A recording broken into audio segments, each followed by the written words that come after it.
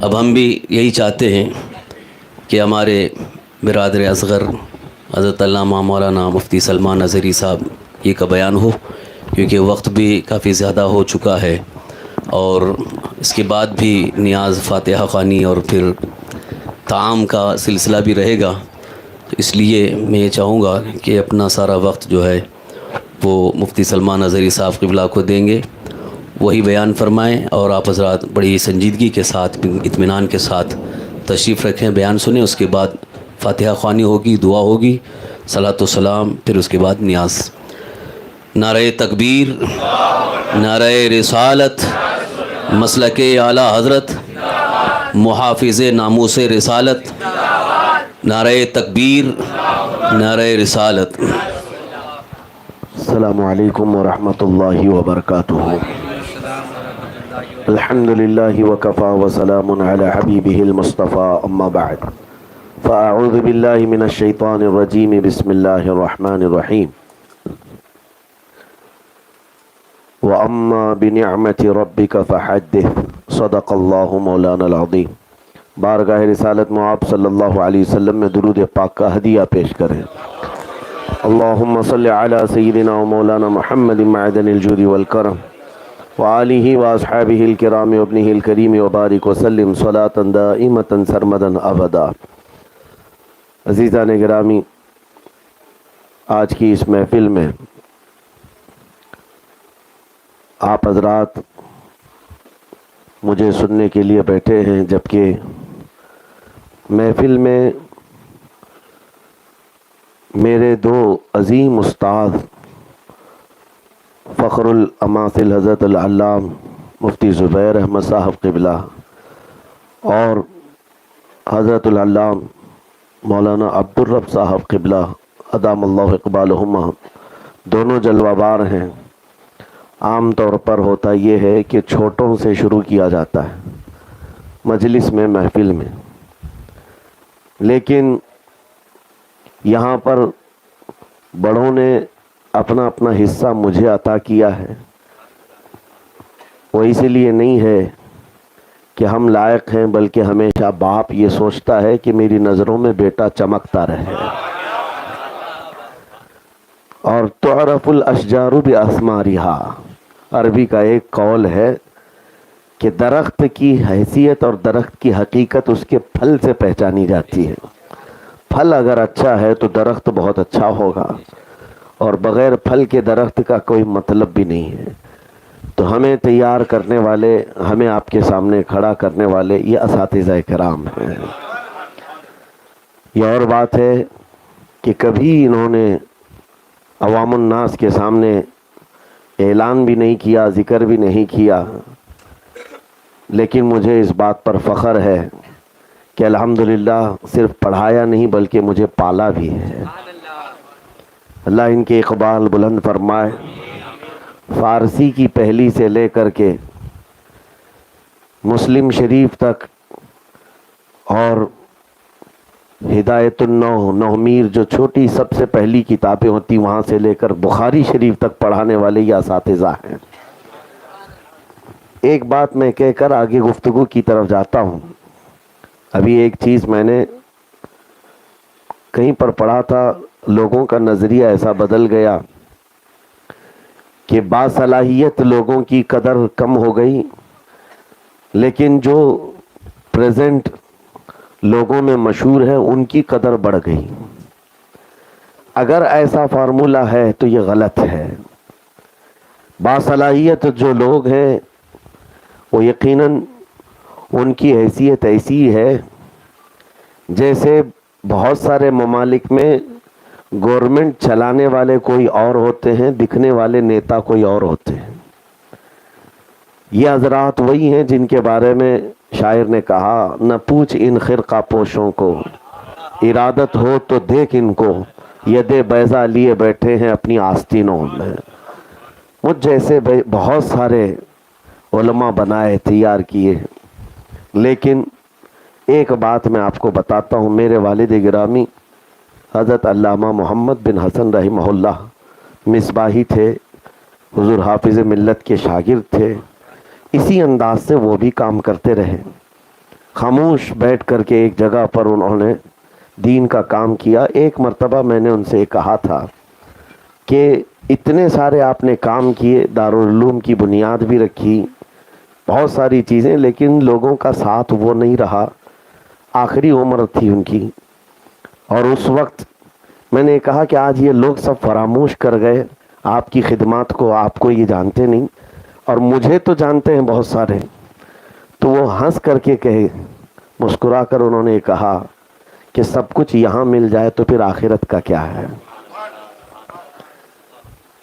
یہ وہ لوگ ہیں جو اپنی خدمات آخرت کے لیے محفوظ رکھے ہیں.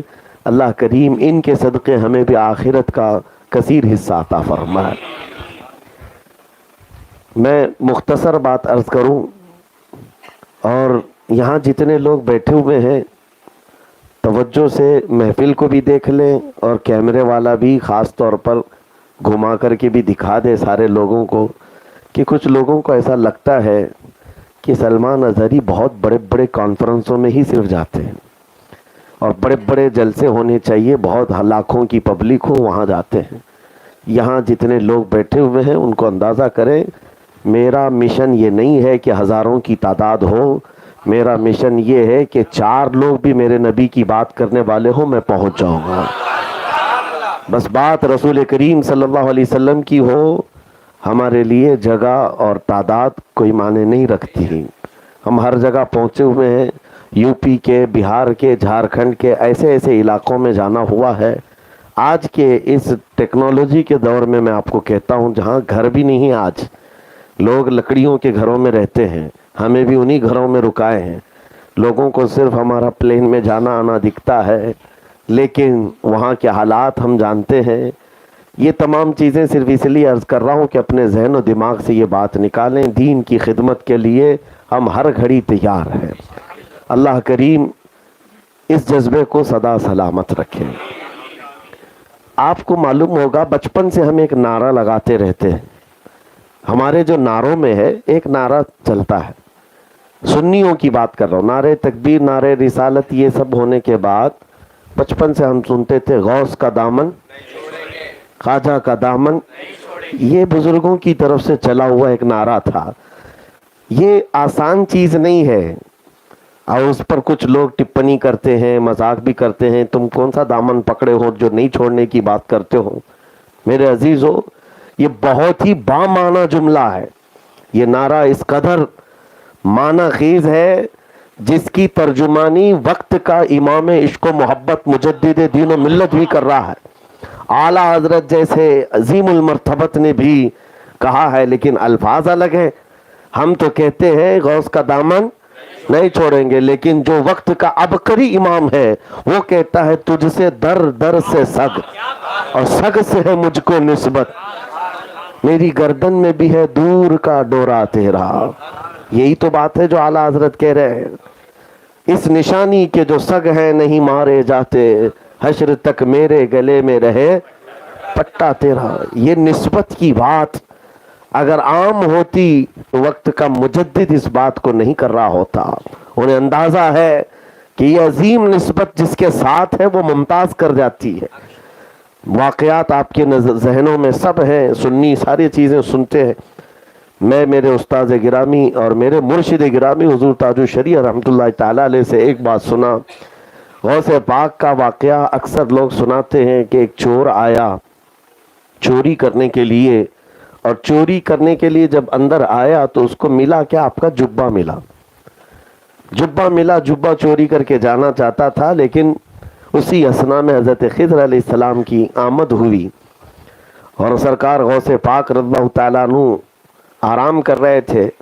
اٹھ گئے, چور اندر دروازے کے پیچھے تھا, لیکن چوری کے لیے اٹھایا کیا تھا, قیمتی جبہ اٹھایا تھا. غوث پاک رضی اللہ تعالیٰ عنہ سے حضرت خضر نے پوچھا کہ بصرہ کے قطب کا انتقال ہو گیا, وہاں پر کس کو منتخب کیا جائے؟ آپ نے فرمایا دیوار کے پیچھے جو کھڑا ہے اس کو لے جائیں. واقعہ آپ کو پتہ ہے. حضرت فرمایا کرتے تھے کہ یہ مت سمجھ لینا کہ یہ اچانک ہونے والی بات تھی. اچانک ہونے والی بات نہیں تھی. اس چور کو قطب کے درجے پر پہنچایا گیا اس لیے کہ ہاتھ میں جبہ تھا غوث پاک کا. ہاتھ میں کیا تھا؟ یہی تو ہم بچپن سے نعرہ لگاتے، غوث کا دامن. ہاں، یہ دامن جب ہے تو پھر چور بھی قطب بن سکتا ہے. چور بھی قطب بن سکتا ہے، صرف دامن ساتھ میں ہو، نسبت ساتھ میں ہو. عزیزان گرامی اوقات، سرکار غریب نواز رضی اللہ تعالیٰ عنہ جب اجمیر معلیٰ آئے، بڑے معاملات آپ کے ساتھ ہوئے، بہت سارے معاملات. ایک مرتبہ کہیں سے آپ کا گزر ہو رہا تھا، پجاری آگ کے بیٹھے ہوئے آگ جلا رہے تھے. آپ وہاں کھڑے ہو گئے اور ان سے کہا کہ کب سے جلا رہے ہو؟ کہا برسوں سے ہماری یہ عبادت گاہ ہے، ہم اس کی عبادت کرتے ہیں. سرکار غریب نواز رضی اللہ تعالیٰ عنہ نے اس پجاری سے کیا کہا؟ اگر تمہارا یہ خدا ہے، جیسے آج بھی اگنی پوجا ہوتی ہے، غریب نواز نے فرمایا کہ اگر یہ تمہارا خدا ہے تو ہاتھ ڈالو اس میں، آگ میں ہاتھ ڈالو. پجاری نے کہا نہیں، آگ کی فطرت ہے جلانا، وہ تو جلائے گی. ہم اس کو بھگوان مانتے ہیں، عبادت کرتے ہیں، یہ ہمارا عقیدہ ہے، لیکن یہ جلانا ہے تو جلائے گی. سرکار غریب نواز فرماتے بچپن سے تو پوجا کر رہا ہے، عبادت کر رہا ہے، تجھ کو نہیں چھوڑتی، تجھ کو بھی جلاتی ہے. تو پجاری کہا بابا بڑی یہ اس طرح کے فلسفے کی باتیں مت کرو، ہمیں گمراہ نہ کرو، آگ کا اثر ہے جلانا، جلاتی ہے. لیکن سرکار غریب نواز نے کہا نہیں، آگ کا اثر ہے جلانا، لیکن اس وقت تک نہیں جلاتی جب تک میرا خدا نہ کہے. اثر دینے والا میرا خدا ہے. تو اس نے کہا اگر اتنا تمہارے خدا پر یقین ہے تو تم ہاتھ ڈالو نا، مجھ سے کہہ رہے ہو تم ہاتھ ڈالو. سرکار غریب نواز نے جب یہ چیلنج سنا تو اس وقت آپ تیار ہو گئے. آگ کا بڑا تنور تھا. پجاری جو بیٹھا پنڈت، اس کے گود میں ایک چھوٹا سا بچہ تھا، اور بچے کو حضرت غریب نواز اٹھاتے ہیں. کافر کا بچہ، کافر یعنی ماحول اسی طرح کا رہا ہوگا. اٹھایا اور غریب نواز آگ میں چلے گئے. بچے کو کیوں اٹھا لیا؟ اس کا تو بچہ تھا. لے کر کے آگ میں چلے گئے اور اس پجاری نے واویلا مچایا. ارے یہ درویش، یہ فقیر آیا، آگ میں خود بھی چلا گیا، میرے بچے کو بھی لے گیا ہے. کافی دیر ہو گئی، لوگ جمع ہونے شروع ہوئے، جگہ جگہ سے لوگ آئے اور بہت سارے پجاری پنڈت سب آئے. کافی دیر کے بعد سرکار غریب نواز اپنا دامن جھاڑتے ہوئے آگ سے صحیح سلامت باہر آ رہے. ایک بات یاد رکھیں، اللہ کا ہر ولی کسی نہ کسی نبی کا پرتو ہے. سرکار غریب نواز حضرت ابراہیم خلیل اللہ کے پرتو ہیں. تو جب باہر آئے، آگ کچھ نہیں جلائی، صحیح سلامت تھے. کافی وہاں پر موجود لوگوں نے اسلام قبول کیا، ایمان لائے. بچہ پنڈت نے، پجاری نے لیا اور اس کی پیشانی پکڑ کر دیکھا، آگ کی گرمی بھی نہیں ہے، آگ کی گرمی بھی نہیں ہے. لے کر کے چومنے لگا. یہاں پر فرمایا جاتا ہے بچے کا کون سا کمال تھا، بچہ کون سا متقی اور پرہیزگار ولی تھا، وہ کیوں نہیں جلا؟ غریب نواز تو اللہ کے ولی تھے، ان کو آگ نہ جلائی، بچے کو کیوں نہیں جلائی؟ یہ تو پنڈت کا تھا. فرمایا گیا بات یہ ہے کہ ہاتھ میں کس کے تھا؟ آگ نہیں جلائی، ہاتھ میں کس کے تھا؟ سرکار غریب نواز کے. یہی تو ہم کہتے ہیں خواجہ کا دامن. ہاں، جب یہ نسبتیں ہیں تو میرے عزیزوں اس کو معمولی مت سمجھنا، یہ بہت عظیم نسبتیں ہیں، اور انہی باتوں سے آج ہمارا ایمان محفوظ ہے، ایمان محفوظ ہے. میں اپنی آنے والی جنریشن کے لیے بھی یہ بات ہمیشہ کے لیے، نوجوانوں محفوظ رکھ لو. تم جس دنیا میں ابھی زندگی گزار رہے ہو، یہاں پر لوگوں کا ایک کانسیپٹ یہ بنا ہے کہ سارا دین گوگل میں ہے، سارا دین انٹرنیٹ پہ ہے. یہاں پر انجینئرز بھی آ گئے ہیں، ڈاکٹر بھی آ گئے ہیں، پروفیسر بھی آ گئے ہیں جو دین کی تشریح کر رہے ہیں اور دین کی دھجیاں اڑا رہے ہیں. ہمارا کالج میں جانے والا نوجوان وہ یہی سمجھتا ہے کہ یہ دین بہت اچھا جانتے ہیں، جو ریفرنس نمبر کے ساتھ ہمیں بتاتے ہیں، حدیث نمبر یہ ہے، آیت نمبر یہ ہے، ریفرنس نمبر کے ساتھ بتاتے ہیں. یہ دین کے بڑے عامل لوگ ہیں. اگر تمہارا یہ ذہن بن گیا تو آگے چل کر کے جو دین تمہارے پاس رہے گا وہ ایسا کھچڑا دین، ایسا کھچڑا کہ تمہیں سمجھ میں نہیں آئے گا. ایک بات یاد رکھو، ہمارے پاس محفوظ دین وہی ہے جو ان اولیاء سے چل کر کے آیا ہے اور سینہ بسینہ چل کر کے آیا ہے. ان اولیاء کاملین کے ذریعے سے جو دین پہنچا ہے وہ رسول اللہ صلی اللہ علیہ وسلم کا وہ پاکیزہ دین ہی ہے. باقی یہ تشریحات کرنے والے جتنے بھی آتے رہیں گے، ان کے متعلق حدیث پاک میں پہلے سے بشارت دی ہے میرے آقا نے. حضور پاک صلی اللہ تعالیٰ علیہ وسلم نے ارشاد فرمایا اخیر زمانے میں کچھ ایسے لوگ آئیں گے جو قرآن کو ایسے پڑھیں گے تم سے بہتر لگے گا، لیکن قرآن ان کے حلق سے نیچے نہیں جا رہا ہوگا۔ یہ حضور اکرم صلی اللہ علیہ وسلم نے ان کی علامتیں بھی بتائی ہیں، وہ ایسی ایسی باتیں تمہارے سامنے لا کر رکھیں گے تمہارے باپ داداؤں نے بھی نہیں سنا ہوگا، اور تم فریفتہ ہو جاؤ گے ان کے پیچھے۔ نہیں، دین جو ہے انہی بزرگوں سے جو چلا ہے وہی ہمارا محفوظ دین ہے۔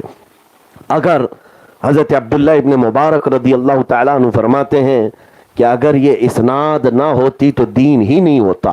اسناد کس کو کہتے ہیں؟ یہ اولیاء کا سلسلہ ہے۔ نبی پاک صلی اللہ علیہ وسلم کی ایک حدیث بیان کرنے کے لیے امام بخاری کبھی کبھار 12 کبھی 13 لوگوں کا وسیلہ لیتے ہیں کہ مجھ کو انہوں نے بیان کیا، ان کو انہوں نے بیان کیا، ان کو انہوں نے بیان کیا۔ یہ جو اسناد ہے، یہ جو اولیاء کاملین ہیں، یہ ہمارے دین کے وہ ستون ہیں کہ ان کو ہٹاؤ تو دین کھوکھلا ہو جائے، دین ہی نہ رہے۔ اس لیے آپ کو اگر یہ پٹی پڑھائی جائے کہ یہ قبر پجوے لوگ ہیں، اولیاء اکرام کے آستانوں پر سب کچھ لٹا دیتے ہیں، میرے عزیزو ایک بات تو ہے، مجھے اصلاحاً یہ عرض کرنا ہوگا کہ افراط و تفریط کے بیچ میں ہمیں زندگی گزارنا ہے۔ کچھ سنی ہیں جن کو میں جانتا ہوں کہ یقیناً انہوں نے یہ خرافات مچائی ہے کہ سب کچھ انہوں نے یہ سمجھ لیا ہے کہ مزارات اولیاء ہے۔ اولیاء کرام اصل ہیں، نہ کہ یہ دیوار در و دیوار جن کو بنانے میں، جن کے لیے اپنی زندگیاں آج ختم کر دی جاتی ہیں۔ ایک کسی ولی کے آستانے کو بنانے کے لیے 2 کروڑ کا دروازہ اصل دروازہ نہیں ہے، اصل اس ولی کامل کی زندگی ہے۔ حضرت سید نجیب میاں رحمۃ ادام اللہ اقبالہ ماررہ مطہرہ میں ابھی کل کی پرسوں کی رات آپ نے پیغام دیا کہ افسوس یہ ہے، المیہ یہ ہے کہ ہمارے بزرگوں کو، جو لوگوں کو چاہیے تھا کہ ہمارے بزرگوں کو حاصل کرتے، ان کو منوں پھولوں کے نیچے دبا کے رکھا ہے۔ ہاں، یہ اولیاء کرام صرف چادر گاگر اور پھولوں پر دبا کر رکھنے کے لیے نہیں، ان کے دامن کو پکڑنے کا مطلب یہی ہے کہ ان کی تعلیمات کو عام کر دینا، ان کے مشن کو عام کر دینا۔ عزیزان گرامی وقار، آج نوجوانوں کو میں یہ بات کہتا ہوں، نسبت ضروری ہے لیکن ساتھ میں یہ افراط بھی نہ ہو کہ تم اصل دین کو یعنی حضور پاک صلی اللہ علیہ وسلم کو اور شریعت طاہرہ کو چھوڑ کر کے صرف یہ سمجھ کر کے چلو کہ صرف کسی مزار کے پاس میں ایک دھاگا باندھ دوں گا یا دروازہ لگا دوں گا، کھڑکی لگا دوں گا، بس کافی ہے۔ یہ نہیں ہے دین۔ دین اصل میں نبی پاک صلی اللہ تعالیٰ علیہ وسلم کی وہ شریعت طاہرہ اور جس کو لے کر کے اولیاء کاملین تشریف لائے۔ اگر ان تمام چیزوں سے آپ ہٹ گئے تو پھر کبھی تفریط کس کو کہتے ہیں؟ نہیں مانتا ہی نہیں، میں کسی ولی کو مانتا ہی نہیں، ایسا تنگ نظر ہو گیا ہے کہ وہ اولیاء کرام سے بھی دور ہو گیا۔ افراط کہتے ہیں بہت ہی زیادہ غلو کرنے لگ گیا ہے۔ دونوں کے درمیان کا راستہ صحیح راستہ ہے، بیچ کا راستہ۔ یقیناً یہ اولیاء کاملین ہمارے لیے ذریعہ ہیں، نسبت ہے، اصل تو رسول اللہ کی ذات ہے، اصل رسول اللہ کی ذات ہے۔ آج دیکھتے نہیں، مجھے ایک صاحب جو دوسرے مکتب فکر سے تعلق رکھتے ہیں ٹونٹ مار کر کے کہا تھا کہ مفتی صاحب آپ بیان بہت سارے کرتے ہیں، اپنی قوم کو آپ دیکھیں، کبھی محفلوں میں آپ جا کر کے دیکھیں، آپ کی محفلوں میں ایسا ہوتا ہے کہ پیر صاحب کی بات کی جائے تو اچھل کود ہوتی ہے اور جب رسول اللہ کی بات کی جائے تو سکتہ طاری ہوتا ہے۔ کیوں ایسا ہے؟ کیوں ایسا ہے میرے عزیزوں؟ ہو سکتا ہے کسی محفل کو انہوں نے دیکھا ہو، میں نے ان سے کہا یہ ہو سکتا ہے کسی جاہل محفل کو دیکھ کر کے آپ نے کہا ہو، لیکن آج بھی الحمدللہ ہمارا عقیدہ یہ ہے، ہم جن اولیاء کی بات پر فخر کرتے ہیں وہ اس لیے کرتے ہیں کہ ہم کو رسول اللہ کا دروازہ بھی دکھایا انہی اولیاء نے، حضور پاک تک پہنچایا ہے ان اولیاء کاملین نے۔ ہم جھومتے ہیں، لیکن میرے عزیزو اس اعتراض کو آنے سے پہلے اپنے اندر اصل کی محبت کو پیدا کرو۔ اصل کی محبت وہ رسول اللہ کی محبت ہے، نبی کریم صلی اللہ تعالیٰ علیہ وسلم اصل ایمان ہے، اصل دین ہے، اور اولیاء کاملین یہ نسبت وہاں تک پہنچنے کے لیے۔ آپ کو پتہ ہے سلسلہ عربی میں کس کو کہتے ہیں؟ سلسلہ جو ہے عربی میں چین کو کہتے ہیں. آپ ڈکشنری بھی اٹھا کر کے دیکھ لیں گے تو اس کا میننگ لکھا ہوگا چین. چین کس کو کہتے ہیں؟ چین کوئی ایسی ایک لمبی رسی نہیں ہوتی. چین میں جو ہے کڑیاں ہوتی ہیں, ایک کڑی دوسرے کڑی سے, پھر دوسری کڑی تیسری کڑی سے ایک دوسرے سے جوڑی جاتی ہے, اور یہ کڑیاں جب لمبی ہو جاتی ہیں تو چین بنتی ہے, اور اسی چین کو سلسلہ کہا جاتا ہے. ایک بھی کڑی کھل گئی تو وہ چین نہیں ہے, ٹوٹی ہوئی ہے. اور اس لیے ہم اپنے بزرگوں کے ہاتھ میں ہاتھ دے کر اس چین میں اپنے آپ کو شامل کرتے ہیں. یہ کڑیوں سے ہم ملا لیتے ہیں. کیوں؟ اپنے پیر کے ہاتھ میں ہاتھ دیتے ہو تو یہ سمجھ کر کے کہ یہ ہاتھ صرف مجھ سے نہیں ملا ہے, ان کے پیر سے, ان کے پیر سے, اور یہ ہاتھ جاتے ہیں سیدھے رسول اللہ کے ہاتھ میں. اسی لیے اعلیٰ حضرت نے فرمایا جس کا سلسلہ منقطع ہے اس سے بیعت کرنا جائز بھی نہیں, جائز بھی نہیں. یہ سلسلہ ہے, اور سلسلہ اصل جو ہے یہ کڑیاں یہ نہیں ہوتی, آخر میں جہاں جا کر منزل ہے وہ اصل ہے, وہ اصل ہے. اس لیے میرے عزیزوں ان نسبتوں کے ساتھ سرکار غوث پاک کی نسبت, سرکار غریب نواز کی نسبت, اس پر فخر کرنا بنتا ہے سنیوں کو, لیکن ساتھ میں ہمیں یہ بھی محسوس کرنا ہوگا اصل ہمارا وہ رسول اللہ کی شریعت طاہرہ ہے.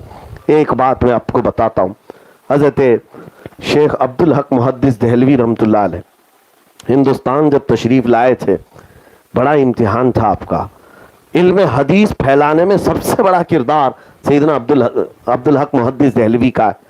وہ کہتے ہیں ایک مرتبہ وہ کسی بیابان سے گزر رہے تھے, انہوں نے دیکھا کہ ایک پیر صاحب بیٹھے ہوئے ہیں اور مریدین بہت سارے ہیں, اور اس پیر صاحب کا اثر ایسا تھا کہ مریدین پر وجد طاری تھا. اور شیخ عبدالحق محدث دہلوی کوئی ایسے ویسے عام عالم نہیں کہ وہ صرف اور صرف ظواہر کو دیکھتے ہوں, بلکہ وہ اہل باطن میں سے تھے, اولیاء کی بڑی قدر کرنے والے تھے. ان کا حال یہ تھا اس وقت تک رات کو سوتے نہیں تھے جب تک رسول اللہ کی زیارت نہیں کرتے تھے. روزانہ کا معمول تھا آپ کا, جب دن بھر حدیث پڑھاتے تھے اور رات کو جب آتے کشف کرتے, آنکھیں بند کرتے اور حضور کا دیدار کرتے تھے یا روزے کی زیارت کرتے تھے.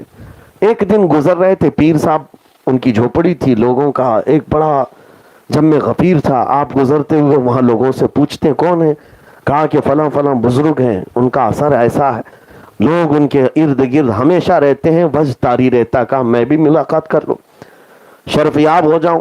گئے اندر اجازت لے کر, جو بزرگ تھے اندر, انہوں نے حضرت شیخ عبدالحق محدث دہلوی کو بٹھایا. بہت توجہ سے سننا, تمہاری زندگیوں میں یہ چیز آئے گی تو یہ ہمیشہ معیار اور کسوٹی میں دے کر جا رہا ہوں. وہ شیخ محدث دہلوی بہت بڑے عالم دین ہیں. اندر گئے, بزرگ جو تھے مرشد بیٹھے لوگوں کے ساتھ بات کرتے رہے. اس کے بعد ان کے قریب میں ایک بڑا مٹکا رکھا ہوا تھا اور ان کے ہاتھ میں پیالہ تھا جس میں شراب, وہ شراب پی رہے تھے, اور مٹکے سے شراب نکالی اور شیخ عبدالحق محدث دہلوی کو کہا پیجیے آپ بھی. کہا کہ شراب کیسے میں پی سکتا ہوں, میرے نبی پاک صلی اللہ علیہ وسلم کی شریعت طاہرہ میں اس کا قطرہ چکھنا بھی حرام ہے, میں کیسے پیوں گا. تو اس پیر صاحب نے کہا مولوی صاحب وہ باتیں باہر ہیں, یہ خانقاہ ہے ہماری, پی لو, میں جو کہہ رہا ہوں پی لو, اتنی منزلیں طے کر لو گے کہ تمہیں سمجھ میں نہیں آئے گا. آپ نے کہا نہیں, حضور کی شریعت چھوڑ کر کے مجھے ایک منزل بھی نہیں جانا ہے, کوئی منزل نہیں طے کرنا ہے. اب سنو اصل امتحان کیا ہے. پہلی مرتبہ ملاقات ہو رہی ہے پیر صاحب سے. پیر صاحب نے کہا عبدالحق پی لو ورنہ روزانہ جو زیارت کرتے حضور کی وہ بند کرا دوں گا. یہ کسی کو نہیں معلوم تھا, یہ ان کا راز تھا. شیخ عبدالحق محدث دہلوی کا راز تھا جو حضور کی زیارت کرتے تھے. اب مجھے بتاؤ اے نوجوانوں, تمہارے ساتھ ایسا آ جائے, تمہارے دل کی بات کوئی کہہ جائے اور تم اسی وقت تو لٹو ہو جاؤ گے, بابا بڑا پہنچا ہوا ہے, اب اس کے آگے پیچھے تو سب کچھ بیچ ڈالو گے. میرے تو دل کے حالات جانتا ہے یہ. شیخ عبدالحق کے لیے بہت بڑا امتحان, اور اس سے بھی بڑا امتحان میں بتاتا ہوں. شیخ عبدالحق محدث دہلوی کہتے ہیں یہ روزانہ میری جو حضور کی دربار میں زیارت ہوتی ہے, یہ کہہ رہے روک دوں گا, آخر میں کروں کیا. بہت دیر تک سوچتے رہے, ہو سکتا ہے کوئی اور شراب ہو, پی لوں. پیالہ لیا, اس کے بعد ہاتھ کانپنے لگ گئے, ہاتھ کانپنے لگ گئے, پیالہ چھوٹ گیا. کہا کہ نہیں، میں جا رہا ہوں اس جگہ سے، میرے لیے یہ چیز نہیں ہو سکتی، آپ نے کہا ہے میرے دل کی بات، لیکن اب میں شراب کو تو ہاتھ نہیں لگاؤں. چلے گئے. کہا دیکھ لینا پھر تمہارے ساتھ کیا ہوگا. شیخ عبدالحق محدث دہلوی گھبرائے ہوئے آئے. اس دن کوئی کام نہیں کیا. شام ہوئی، اپنے معمول کے مطابق جب مکاشفے کے لیے بیٹھتے ہیں، حضور پاک کی زیارت ہر دن کرتے تھے. آج جب تنہائی میں مراقبے میں بیٹھے ہیں، جیسی آپ نے آنکھیں بند کی اور حضور کی زیارت کا وقت قریب آیا، اس وقت سامنے وہ بزرگ کھڑے ہوئے نظر آئے. حضور کا دروازہ نہیں کھلا، نہ ہی کوئی روزہ نظر آیا، وہ کٹھیا میں بیٹھے وہ بزرگ نظر آئے. کہا یہ تو بڑا امتحان ہے. اس وقت ان کے آنکھوں کے سامنے آ کر کے وہ بزرگ کہنے لگے عبدالحق ابھی بھی وقت ہے، آجا میری خانقاہ میں جو پلا رہا ہوں پی لے. شیخ عبدالحق محدث دہلوی کہتے ہیں کیا کیا جائے، رات بے قراری میں گزری، کیونکہ ایک بار عاشق رسول کو جب دیدار نہ ملے اس کی تڑپ بڑھ جاتی ہے، بے قراری بڑھ جاتی ہے. پوری رات گزار لیا. صبح اٹھ کر کے سوچنے لگے کیا کروں. حدیث پڑھاتے رہے. شام کیسے آئی، پھر رات کے وقت سوچا کل وسوسہ ہوگا. آج بیٹھے تو آج بھی وہ بزرگ سامنے کھڑا ہے اور کہا نہیں میں تجھے حاضری کی اجازت نہیں دوں گا، تو نے میری بات نہیں مانی، انکار کیا، میں تجھے حاضری کی اجازت نہیں دے سکتا، اتنا پاور تو ہے میرا. تو حضرت شیخ عبدالحق محدث دہلوی کے ہاتھ پیر کانپنے لگ گئے. 2 دن کی بے قراری تھی. آپ رات بھر نہیں سوئے. تیسرا دن آیا اور آج کی شام طے کر کے بیٹھ لیے کہ آج آر پار ہو جائے، یا تو یہ میرا امتحان ہے یا تو پھر میری موت ہے. میں نبی پاک صلی اللہ علیہ وسلم کے دیدار کے بغیر نہیں زندہ رہوں گا. طے کر لیا. شام کا وقت آیا.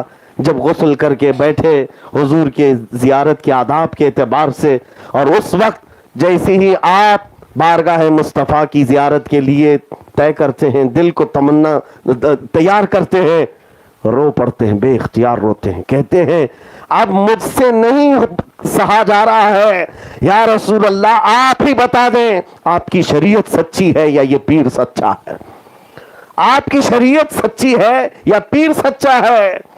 اسی اسنا میں قبر رسول سے آواز آئی، اخرج یا کلب، اے کتے ہمارے دربار سے نکل جا.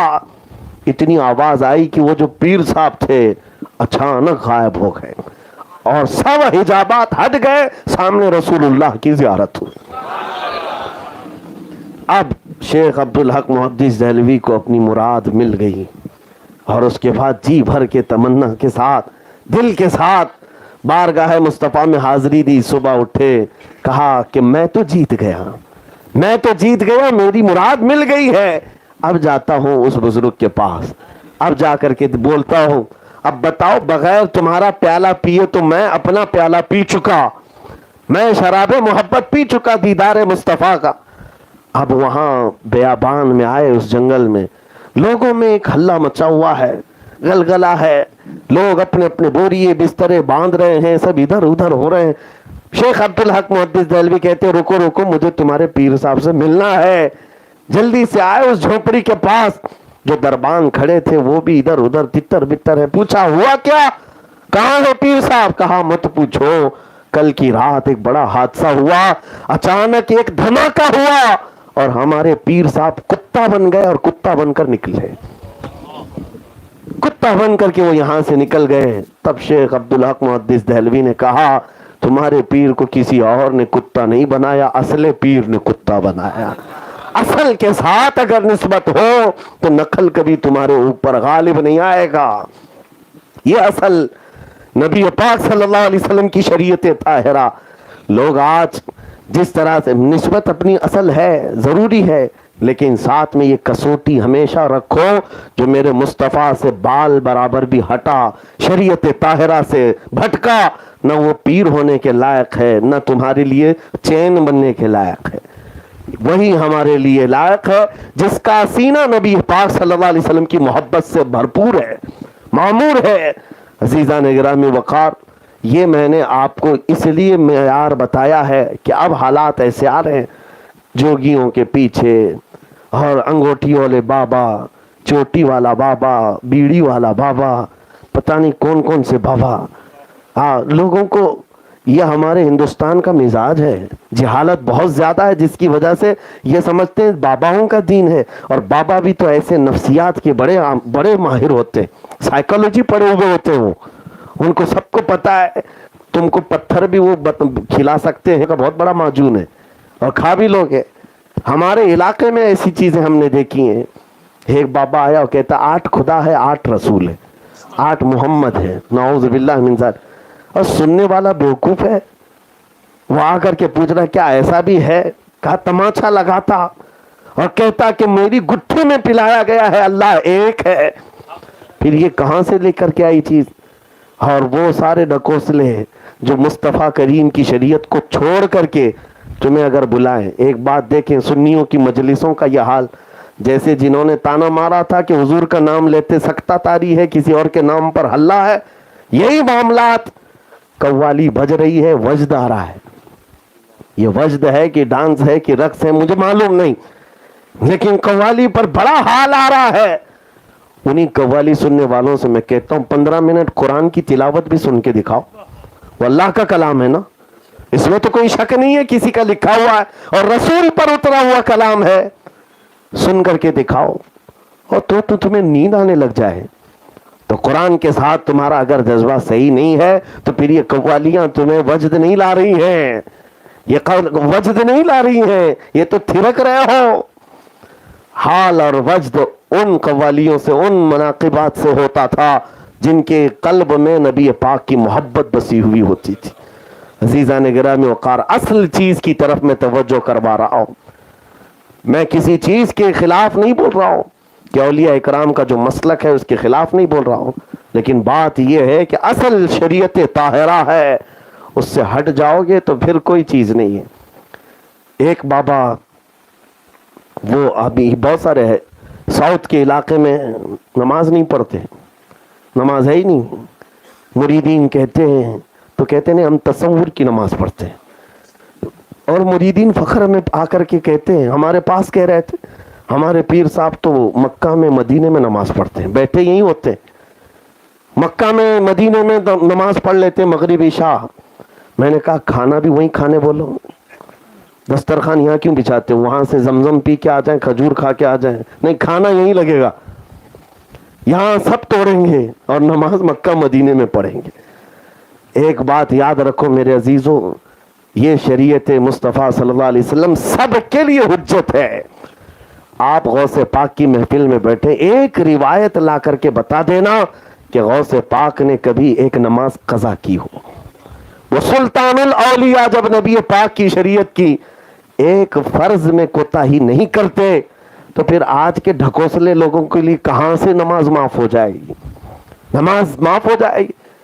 کبھی یہ بات ذہن میں آنے مت دینا کہ کوئی نماز چھوڑ کر کے بڑا پیر بن رہا ہے, نہیں ہوتا. ہاں, میں نے ایک مرتبہ کہا تھا, میں بڑی معذرت کے ساتھ, جملے سخت ہوتے ہیں, ایک پیر صاحب نے کہا تھا ہمارے لیے نہیں نماز, یہ ان کے لیے, یہ مولوی لوگوں کے لیے, ہم تو معرفت والے ہیں, طریقت والے ہیں. معرفت اور طریقت کے نام پر لوگوں کو بیوقوف بناتے ہو. میں نے اپنی ایک تفسیر میں کہا تھا ہاں 4 لوگوں کے لیے معاف ہے. مرید صاحب آئے تھے ہمارے پاس, کہا ہمارے پیر صاحب کہہ رہے ہیں. میں کہا تمہارے پیر صاحب سے کہنا ہے معاف ہے نماز 4 لوگوں کے لیے. کہا کس کے لیے؟ کہا یا تو نابالغ بچہ ہوگا اس کے لیے, یا پاگل ہو گیا ہوگا, دماغ نہیں ہے اس کے لیے نماز معاف ہے, یا تو پھر حیض آنے والی عورت, یا پھر جس کا بچہ ہوا نفاس والی عورت. جاؤ پیر صاحب سے پوچھو ان 4 میں آپ کے ساتھ کیا ہے, یا تو بچے ہو, یا تو پاگل ہو, یا تو پھر دوسرے معاملات ہو, ورنہ نماز معاف نہیں ہے. غوث پاک کے لیے نہیں, غریب نواز کے لیے نہیں ہے, تو پھر کسی اور کے لیے کیسے؟ اصل جو ہے شریعت مصطفیٰ صلی اللہ تعالیٰ علیہ وسلم ہے. لیکن میرے اس بیان کے لیے میں یہاں تک کیوں آیا آپ کو بتا دوں. یقیناً ہم نے گفتگو شروع کی ہے غوث کا دامن اور خواجہ کا دامن.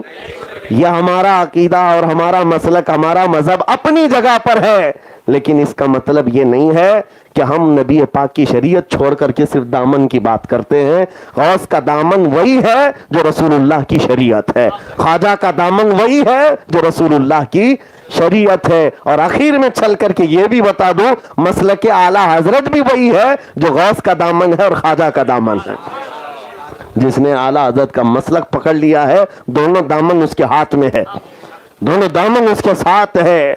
عزیزان گرامی وقار, رسول کریم صلی اللہ تعالیٰ علیہ وسلم کے ان نائبوں کی قدر یقیناً ہمارے لیے ضروری ہے, لیکن ساتھ میں یہ کہوں گا اصل اپنے ذہن و دماغ میں یہ بنا کر کے چلیں, مصطفیٰ کریم صلی اللہ علیہ وسلم کی شریعت سے بڑھ کر کوئی حجت نہیں ہے, حضور کی شریعت سے بڑھ کر کوئی حجت نہیں. ہر ولی آیا ہوا وہ اپنے لوگوں کو حضور کی شریعت ہی سکھاتا رہا. آج ان کے درباروں پر ڈھول باجے کر کے پوچھ لینا اس ولی نے کبھی تم کو یہ تلقین کی تھی کہ میرے مرنے کے بعد ڈھول بجاؤ, میرے انتقال کے بعد باجے بجاؤ؟ اس ولی کے مشن پر ہی نہیں چلتے تو پھر کیسے ان کے ساتھ نسبت ہے, کیسے ان کا دامن ہے تمہارے ساتھ؟ عزیزان گرامی وقار, نبی پاک صلی اللہ تعالیٰ علیہ وسلم کی شریعت طاہرہ کے نفاذ کے لیے انہوں نے پوری زندگیاں وقف کر دی, پوری زندگیاں وقف کر دی ہیں. اب آخری بات میں کہہ کر کے گفتگو سمیٹتا ہوں, ان اولیاء کا ہمارے ساتھ ہونا بہت ضروری ہے, بہت ضروری ہے. اور اس لیے بھی ضروری ہے کہ ہمارے پاس جو شریعت ہے اس کی حفاظت بھی ان کے ساتھ رہنے میں ہی, کیونکہ قرآن کیا کہتا ہے, یا ایھا الذین آمنوا اتقوا اللہ وکونوا مع الصادقین, اے ایمان والو اللہ سے ڈرو اور سچوں کے ساتھ رہو. تمہارے پاس جب کوئی دولت آ جائے نا, کہاں رکھتے ہو؟ تجوری میں اندر رکھتے ہو. اپنا سونا, اپنا چاندی, اپنا مال دروازے کے باہر تو نہیں رکھتے, حفاظت کے لیے تجوری میں, الماری میں اندر رکھتے ہو.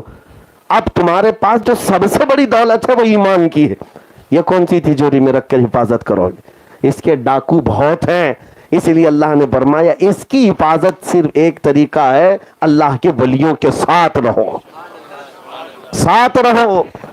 حضرت شیخ احمد یار خان نعیمی رحمۃ اللہ تعالیٰ علیہ نے بہت پیاری بات فرمائی تفسیر نعیمی میں, کہتے اعوذ باللہ من الشیطان الرجیم کی تفسیر کرتے ہوئے کہتے ہیں کہ کبھی ایسا ہوتا ہے کہ آپ کسی گھر پر گئے, آپ کا دوست ہے, اس نے دعوت دی, بڑا بنگلہ ہے لیکن بنگلے کا دروازہ بند ہے اور باہر کتا بھی ہے. جیسے جاؤ گے کاٹ کھانے دوڑے گا, کچھ بھی کرے گا. کیا کریں گے آپ؟ لکڑی لے کے جائیں, پتھر لے کر کے جائیں, کیسے اس سے کریں؟ تو کہتے ہیں سیدھا طریقہ تو یہ ہے کہ گھر والے کو خود ہی بولو کہ آ بھائی تو اپنے کتے کو پکڑ, میں اندر تو آؤں. اگر گھر کا مالک اندر سے آ گیا اور کہا, کتے کے سامنے کھڑا بھی ہو گیا, نہیں بھونکے گا کتا, کتا بھونکتا نہیں اپنے مالک کے دوستوں پر. دروازہ کھلے گا اور چلا جائے گا.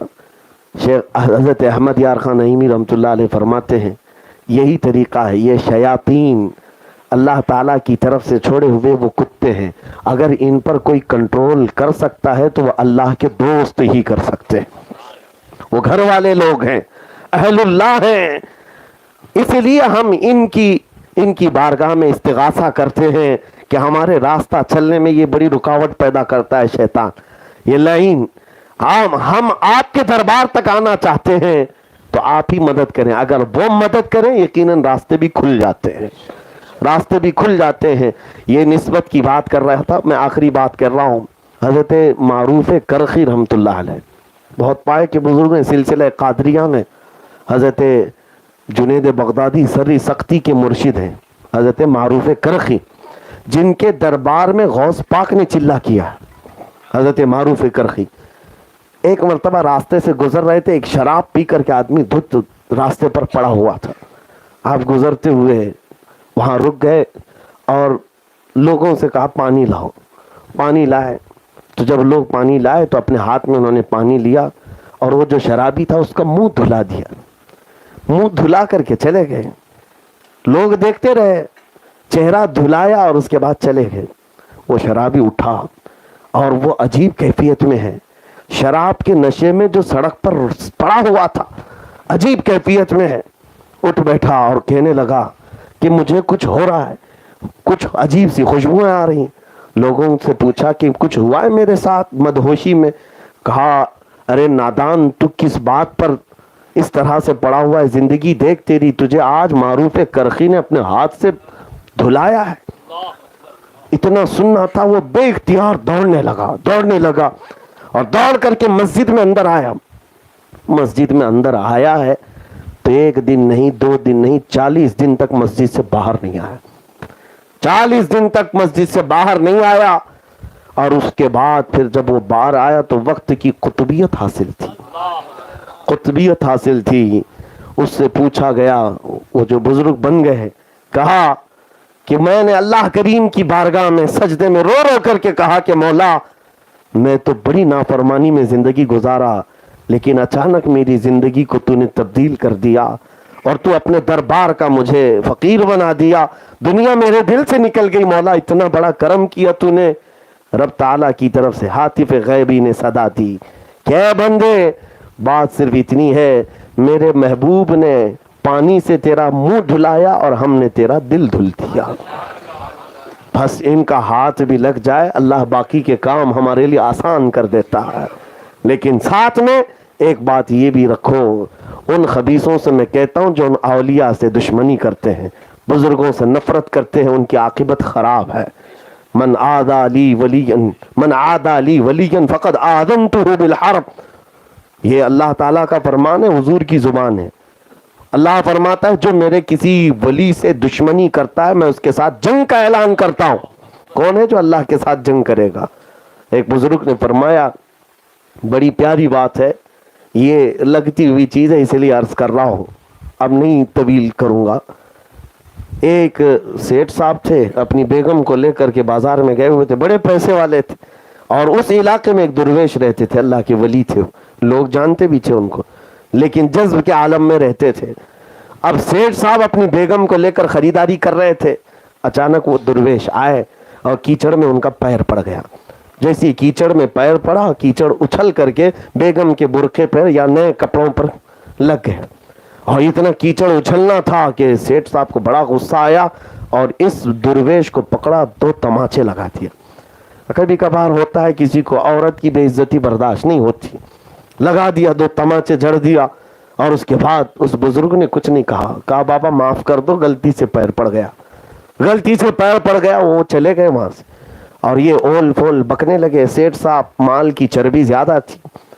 और उसके बाद खातून ने कहा, बेगम ने कहा कि छोड़ दो, उनका गलती से पैर पड़ा, मैं धुल लेती हूँ। कहा कैसे? उन्होंने हम सबको जलील कर दिया, सबके सामने तेरे कपड़े मैले हो गए।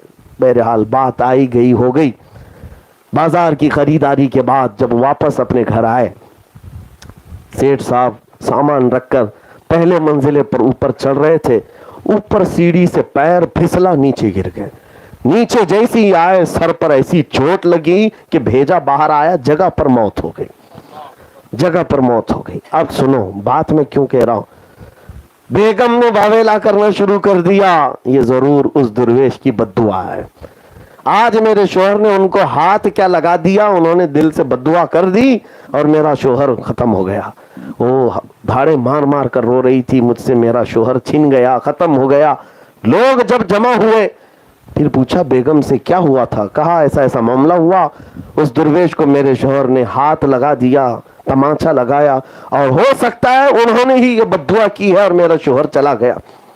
लोगों ने कहा अगर तमाचा लगाया है तो माफी भी हो सकती थी, उस बुजुर्ग को ऐसा नहीं करना चाहिए था, इतनी बड़ी बद्दुआ नहीं करनी चाहिए था कि ये दुनिया से ही चला जाए, घर लुट गए, उजड़ गया सब।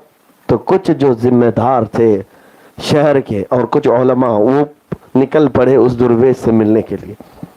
वो एक हलवाई की दुकान पर बैठे हुए थे। अब सुन लो मेरे अजीजों, असले वाकया का खुलासा। पहुंचे लोग, कहा बाबा आज क्या कर दिया आपने? कहा क्या हुआ? कहा आपको एक सेठ ने तमाचा क्या लगाया, वो घर पहुंचा तो उस वक्त तक तो आपने उसको मौत की घाट उतार दिया। कहा हाय अल्लाह, मैंने तो कुछ नहीं किया, मैंने नहीं किया, ऐसा कुछ नहीं किया। कहा आपने बद्दुआ नहीं की, वो हिलाक हो गया है, खत्म हो गया, इंतकाल हो गया। बार बार सुना तो दुर्वेश को जलाल आया, खड़े हो गए। कहा लोगों सुनो, हमारा मसलक है, हम हर तकलीफ बर्दाश्त कर लेते हैं, بدلے میں کسی کو بددعا نہیں کرتے، لیکن ایک بات ہے، ہم تو برداشت کرتے ہیں، دوست نہیں برداشت کرتا۔ وہ دوست ہمارا اللہ ہے، کیونکہ دنیا میں بھی ہم نے دیکھا ہے دوست کی محبت میں آدمی دوسرے کے لیے جانی دشمن بھی بن جاتا ہے۔ یہاں دنیا کا دستور ہے، اور وہ اللہ غیرت مند ہے، اپنے دوستوں کو پہنچی ہوئی تکلیف ان کی بددعا تک کا انتظار نہیں ہوتا، بلکہ رب تبارک و تعالی خود منتقم حقیقی انتقام لیتا ہے۔